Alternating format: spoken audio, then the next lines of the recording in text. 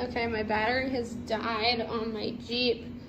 So I'm trying this Fanttik for the first time. I've charged it up. It's attached. And let's see. My battery might be totally pooched.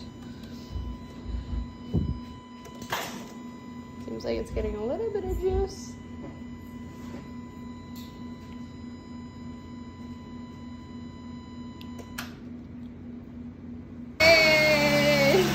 Gave it a go. Let's see, it's at 44, 43.